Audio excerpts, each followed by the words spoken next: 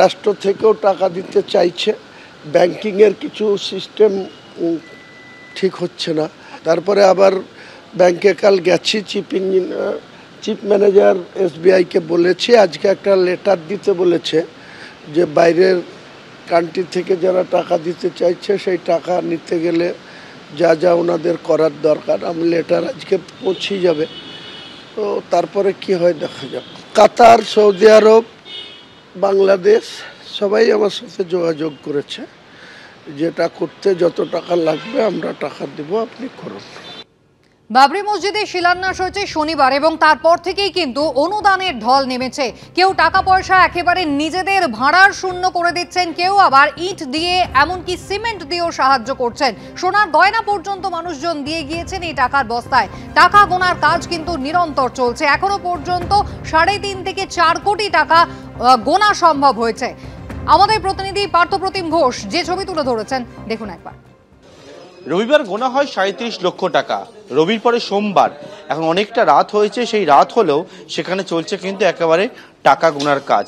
এখানে দেখতে পাচ্ছি অনেকেই ভান্ডার নিয়ে এসেছিলেন, সেই ভান্ডার ভাঙা হচ্ছে। খুচরো থেকে শুরু করে 10 টাকা থেকে শুরু করে 20, 50, 100 সবটাই রয়েছে।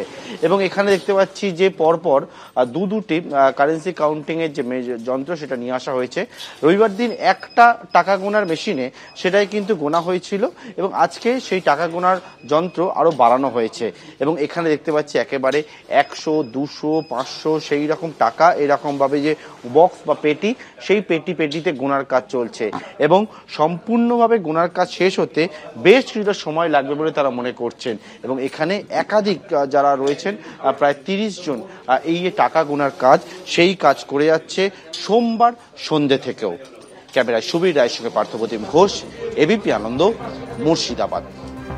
মুর্শিদাবাদ থেকে সন্দীপ সরকার সরাসরি আমাদের সঙ্গে রয়েছেন। সন্দীপ, শুধুমাত্র মানুষজন যে নগদ দিয়ে সাহায্য করছেন এমন তো নয়, এর পাশাপাশি আরো একাধিক জিনিসপত্র যাও কিন্তু তারা নিয়ে এসেছেন। নিজেদের ভাড়ারে যেটুকু আছে সবটুকু দিয়েই তো তারা এই সাহায্যের চেষ্টা করছেন। এখনো পর্যন্ত কি কি জমা পড়েছে?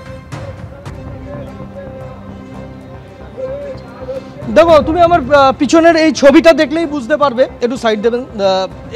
এই যে স্তূপাকার এখানে নির্মাণ সামগ্রী পড়ে রয়েছে, সেটা দেখে তুমি বোধহয় আজ করতে পারবে যে এই নির্মাণ সামগ্রী গত 6 তারিখ থেকে এক টানা তা কিন্তু আসতেই থাকছে। এবং এর মধ্যে ইট রয়েছে, সিমেন্ট রয়েছে, লোহার রড রয়েছে, বালি রয়েছে, স্টোন চিপস রয়েছে।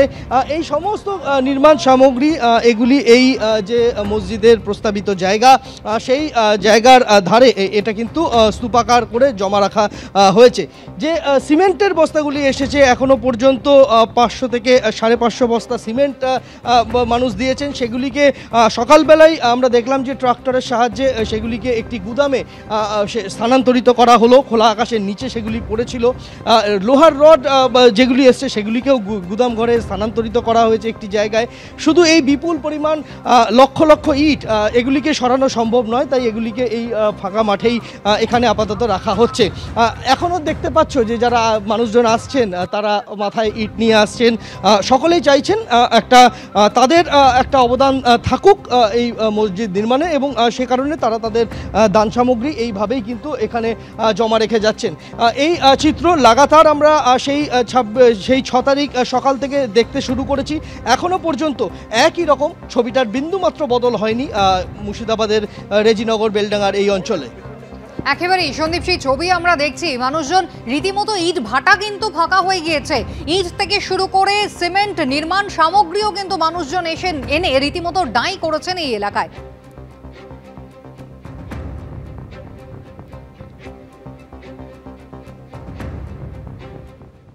যে অনুদানের পাহাড় ইতিমধ্যেই জমা হয়েছে, মানুষজন যেভাবে সাহায্যের হাত বাড়িয়ে দিচ্ছেন, এই প্রসঙ্গে গতকাল ঘণ্টাখানেক সঙ্গে সমান অনুষ্ঠানে এসে কি বলেছেন সাসপেন্ডেড তৃণমূল বিধায়ক হুমায়ুন কবির, দেখুন। হুমায়ুন, একটা কথা বলুন, গত সপ্তাহে এই অনুষ্ঠানে যখন বসেছিলেন তখন ভেবেছিলেন যে এই মসজিদের আবেগে এত মানুষ, কেউ ওই ইট ভাটার ইট মাথায় করে, কেউ টাকার বস্তা নিয়ে কাতারে কাতারে শিলান্যাসে হাজির হয়ে যাবেন এবং যে টাকা গুনতে গিয়ে, আমি জানি না সংখ্যাটা আপনি বলতে পারবেন এখন কত বেড়েছে, 48 ঘন্টায় 2.5 কোটি গুনে উঠতে পারবেন আপনার লোকজনেরা? এখনো পর্যন্ত কত গুনতে পারলেন? আপনার প্রশ্নের উত্তরে আমি জানাই যে আমি এতটা প্রত্যাশা করিনি। আমি যখন 2024 সালের 12ই ডিসেম্বর কলকাতায় এই বাবরি মসজিদের ভিত্তি স্থাপন করব 6ই ডিসেম্বর 2025, তখন আমার এটুকুই ইচ্ছা ছিল।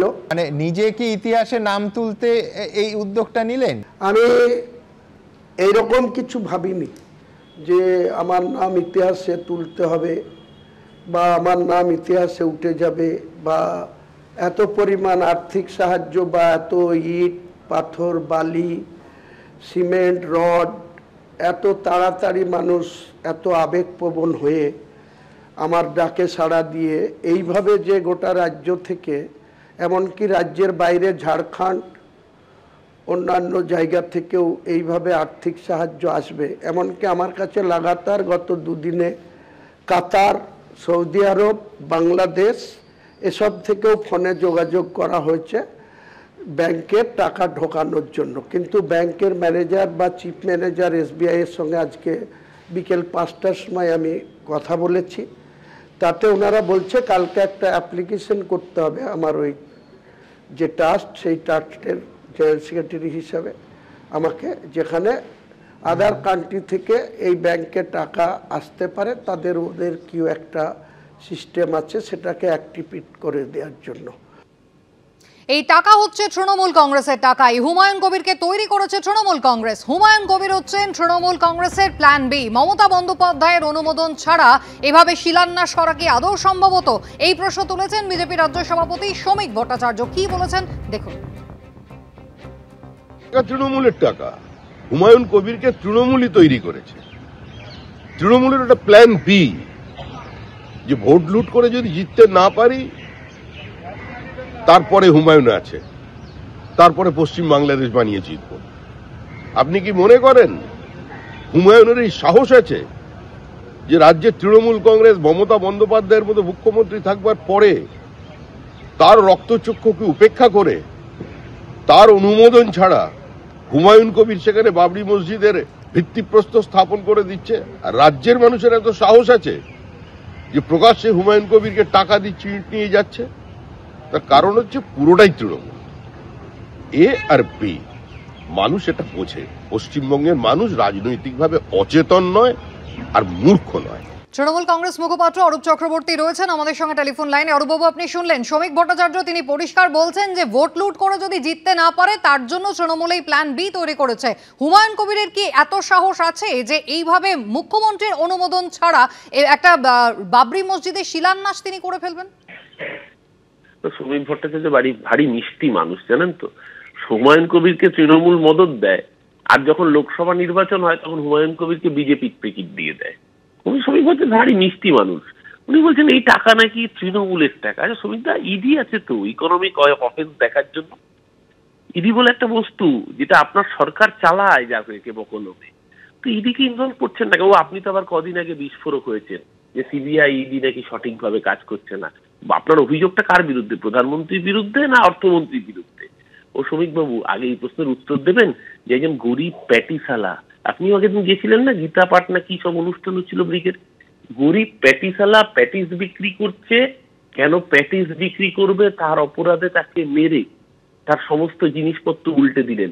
আপনারাই তো বিজেপি বিহারে, বাংলায়, আজকে দিল্লিতে যখন ক্ষমতায় এসেছেন তখন মাছের বাজার বন্ধ করে দিয়েছিলেন। আপনারাই তো এখানে ঠিক করে দিচ্ছেন, ক্ষমতায় নেই তাতেই ঠিক করে দিচ্ছেন কে প্যাটিস খাবে আর কে প্যাটিস খাবে না।